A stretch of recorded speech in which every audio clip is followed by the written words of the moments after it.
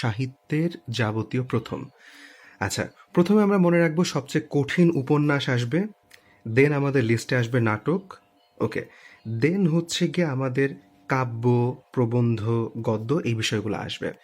তো উপন্যাসের জন্য আমরা মনে রাখবো ফু আদর বা ফুয়াদ র, ফু আদর। তার মানে উপন্যাসের মধ্যে আমরা একটা ফু দিব, দেন একটা আদর দিব। তাহলে ফু, আমরা এটা সিকোয়েন্স আর কি। ফু থেকে হচ্ছে ফুলমালা, ফুলমণি এবং করুণা। আচ্ছা, ফুলমণি এবং হচ্ছে আমাদের করুণার বিবরণ। আ থেকে আমরা বলবো আলালের ঘরের দুলাল। দ থেকে দুর্গেশ নন্দিনী এবং র থেকে হচ্ছে আমরা বলবো রত্নাবতী। আচ্ছা, তাহলে প্রথমে আমরা বলবো যে বাংলা সাহিত্যের প্রথম উপন্যাস, এবং এইটা অবাঙালি কর্তৃক রচিত হচ্ছে ফুলমণি ও করুণার বিবরণ, হ্যানা ক্যাথারিন, 1852 সালে, 1852। দেন বাংলা সাহিত্যের প্রথম উপন্যাস কিন্তু অসার্থক। এই আ থেকে হচ্ছে আলালের ঘরের দুলাল, প্যারীচাঁদ মিত্র, 1858 সালে, 1858 সালে প্যারীচাঁদ মিত্র, আলালের ঘরের দুলাল। দেন হচ্ছে আমাদের দ, দ থেকে আমরা বলবো দুর্গেশ নন্দিনী। তাহলে বাংলা সাহিত্যের প্রথম সার্থক উপন্যাসের নাম হচ্ছে দুর্গেশ নন্দিনী, আর এটা হচ্ছে বঙ্কিমচন্দ্র, 1865 সালে।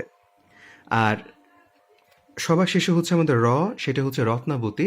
তার মানে মুসলমান কর্তৃক রচিত প্রথম উপন্যাস হচ্ছে আমাদের রত্নাবতী, মীর মোশাররফ হোসেন। তার মানে প্রথমে আমরা বলবো হচ্ছে প্রথম অপ্রকৃত উপন্যাস, যেটা হচ্ছে অবাঙালি কর্তৃক রচিত, দেন হচ্ছে প্রথম অপ্রকৃত উপন্যাস, দেন হচ্ছে প্রথম প্রকৃত উপন্যাস বা সার্থক উপন্যাস, এবং সবার শেষে হচ্ছে মুসলিম কর্তৃক রচিত প্রথম উপন্যাস।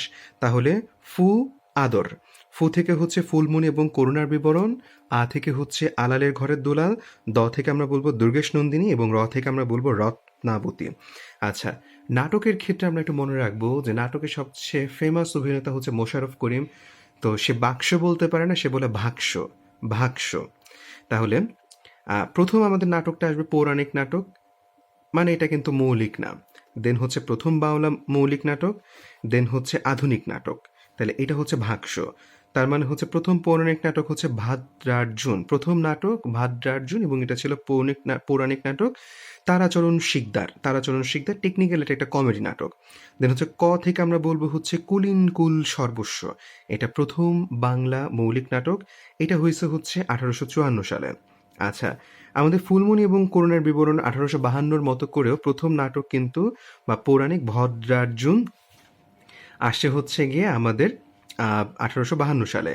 দেন আমরা ক থেকে আমরা বলবো কুলিনকুল সর্বস্ব, যেটা হচ্ছে প্রথম বাংলা মৌলিক নাটক, এবং প্রথম বাংলা আধুনিক নাটক তালিবর্ষ থেকে, ভাগস্বর তালিবর্ষ থেকে শর্মিষ্ঠা, মাইকেল মধুসূদন দত্ত, শর্মিষ্ঠা মাইকেল মধুসূদন দত্ত।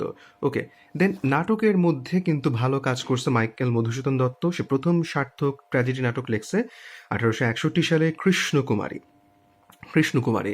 প্রথম সার্থক বিয়োগান্তক নাটক হচ্ছে কীর্তিবিলাস, কীর্তিবিলাস, যেটা লেখছে যোগেন্দ্রনাথ গুপ্ত।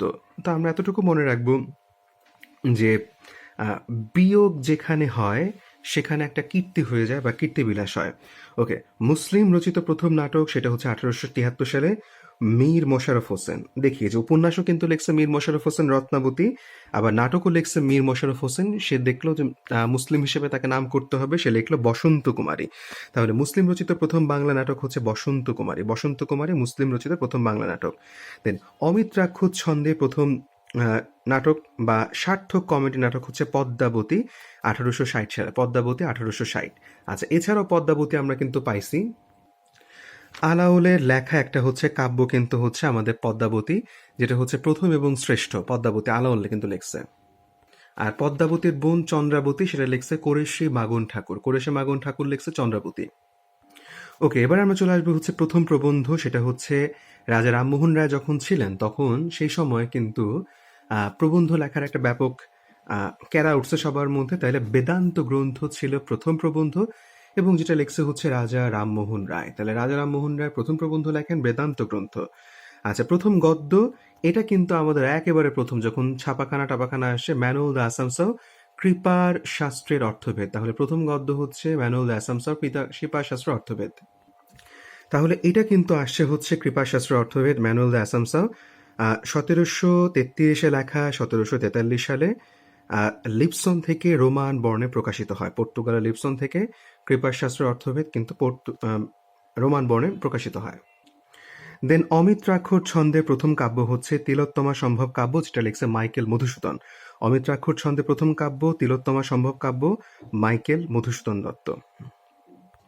আর তার সাথে মনে রাখবো আধুনিক বাংলার প্রথম মুসলিম কবি হচ্ছে কায়েকোবাদ। কায়েকোবাদ আধুনিক বাংলার প্রথম মুসলিম